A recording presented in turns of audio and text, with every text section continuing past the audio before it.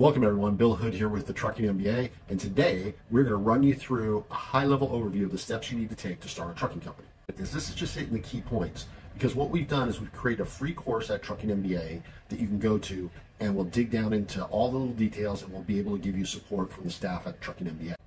So let's jump into it. So we're starting at the point of assuming that you already have a business plan, you've gone through that, or you can use this if you're starting your business plan to kind of take a look at what the process is going to be.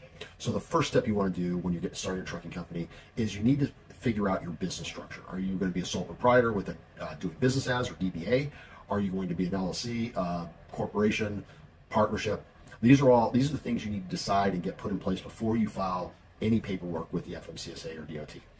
Now, the biggest mistakes I see people make in this area is they listen to the trucker bros, and what structure you go with is as important in terms of figuring out your specific need and based on where you're at as it is with the process of starting your trucking company.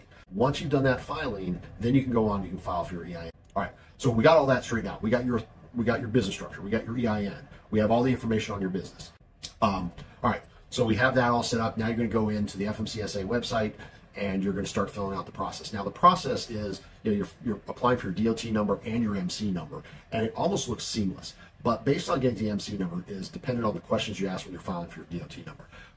Big costly mistake that can't be fixed easily is if you, let's say, file for your MC and let's say a brokerage authority at the same time, you pay $600. There's no refund for that $300. If you get to the point where all you want is your carrier authority, and it's more than $300. You made a mistake, and questions you answered, stop. Don't pass go. Don't pay the extra money on that. There's no refunds. Now, if you made a mistake, and let's say you got the brokerage authority or a freight forward, and you want a carrier authority, we can help you change that, and you didn't lose your money. But just about any other mistake you make in the filing for your authority can be fixed fairly easily.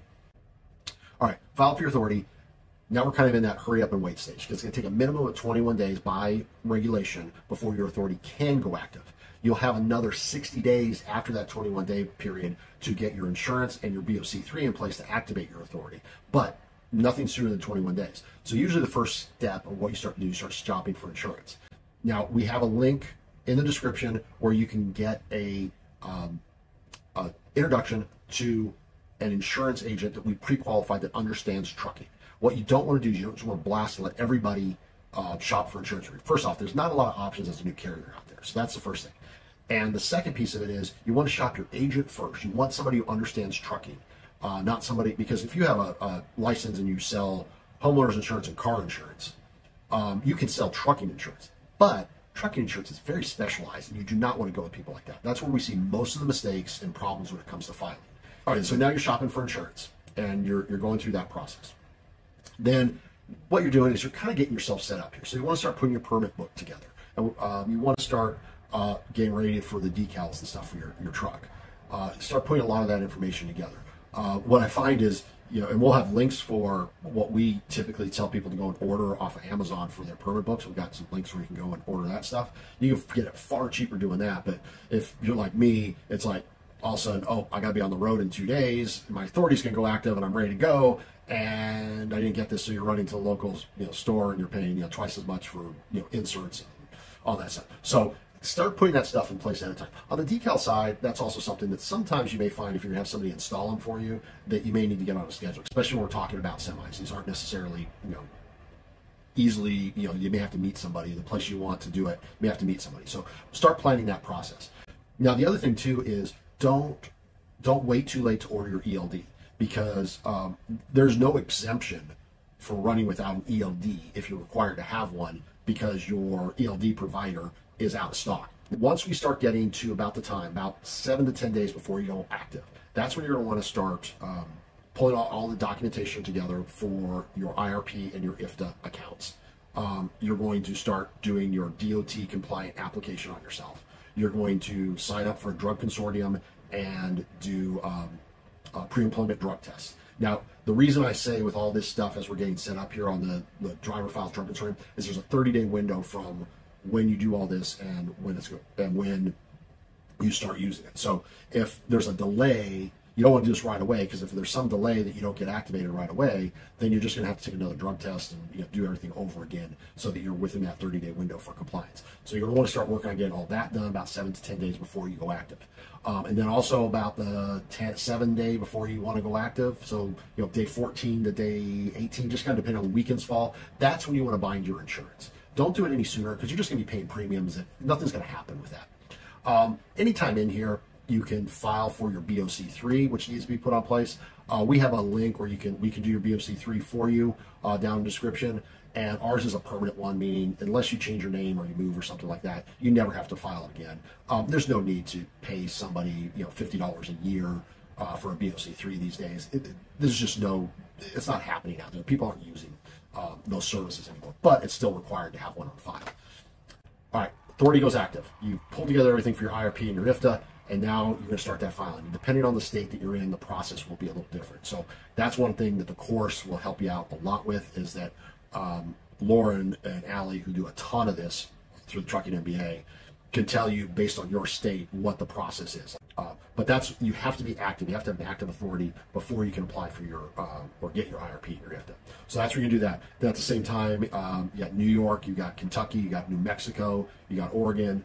Connecticut has a new one out there, but there's been a lot of nightmares. I'm not sure at this moment, and I'll find out for you where Connecticut is with everything. But once you go active, depending on the states you're going to run into, these are states that you may need permitting. All right, here's my spiel on that. Number one, if you even think you're going to sniff at Kentucky, get it. It's free, and if you don't have it, it's a $1,000 fine if you go into the state without it, and they do catch you. Trust me on this. New Mexico, if it's one-off occasion you go there, you can pay at the port of entry. New Mexico is $10 a year, pretty easy to get. New York takes a couple days. It's every few years, depending on that you pay for the stickers with New York. What I would say about New York, if there's even a chance that you're going to get into New York, the temporary New York HUT permit is very expensive. Oregon requires a bond. That can get pretty pricey. If you don't go there more than 15 times in a year, you can get a temporary permit before you enter Oregon online. Very simple and easy to do, and it's actually cheaper overall doing it that way. So now if you're going to be going in there a lot, they're going to require you to get the Oregon. Plus Oregon's a pain, because starting out you got to file every single month. You can't do it quarterly like everything else with your IFTA filing. So there you have that. Now you're getting ready, you're getting all the stuff in place. Now you want to make sure you get your permit book put in place. Now remember, you got that link, and it's also going to tell you what you need and what you don't need in your permit book, as well as what is required and what isn't required on the side of your truck. There's not a lot that's required on the side of your truck. So that's when you want to make sure you get all that put in place, and then you're pretty much off to the races. Now a couple other things to talk about. The big one out there that a lot of people don't understand starting out with is factory. Full disclosure, we're a factoring company, or we own a factoring company. Be very careful when you're working with factoring companies. Make sure you have somebody who's going to explain the contract to you, because most people unfortunately don't read the contracts. You want to make sure you understand what the terms are, what the cancellation times are, and make sure you get those put on your calendar. You want to make sure that you have a factoring company that is actually going to provide some level of services beyond just advancing you money. Most of them will give you, they all will give you a credit check system, because that's how they protect themselves. So you're going to have the credit check system.